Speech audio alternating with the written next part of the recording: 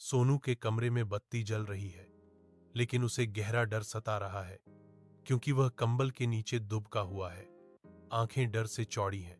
दादी एक कोमल, प्यार भरी नजर के साथ पास आती है। उनका चेहरा डरे हुए लड़के के लिए समझ से चमक रहा है। उसकी आवाज नरम और आश्वस्त करने वाली सन्नाटे को तोड़ती है, कमरे को गर्मजोशी और आराम से भर देती है।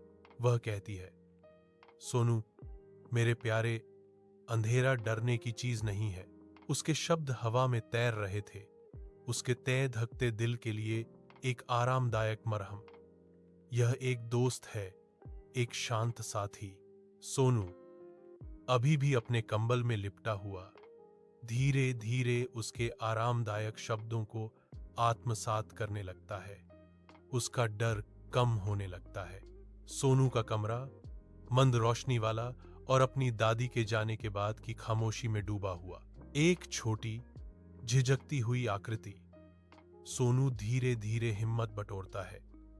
उसके कदम खिड़की के पास आते ही डगमगाते हैं।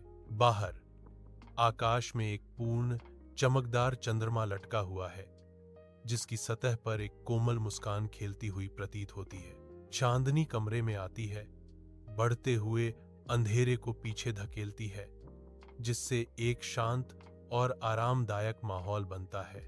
सोनू चांद को देखता है। उसकी आंखों में एक खामोश गुहार है, जैसे वह फुसफुसाता है, क्या तुम मेरे दोस्त बनोगे? चांदनी सोनू के आशा भरे चेहरे को धीरे से रोशन करती है।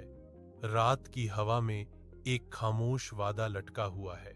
सोनू के कमरे में चांदनी की किरणें आ रही हैं, जिससे एक नरम अलौकिक चमक फैल रही है और उसके चेहरे पर एक शांत मुस्कान है। हिम्मत जुटाकर सोनू ने हाथ बढ़ाया और कमरे की बत्ती बुझा दी, जिससे कमरा पूरी तरह से चांदनी में डूब गया। पूरी तरह से चंद्रमा की कोमल चमक में नहाया हुआ सोनू का कमरा एक शांत अभयारण्य में बदल जाता है। पहली बार सोनू शांति से अपनी आंखें बंद कर लेता है। उसके सोते हुए चेहरे पर गहरी शांति और आत्मविश्वास का भाव है।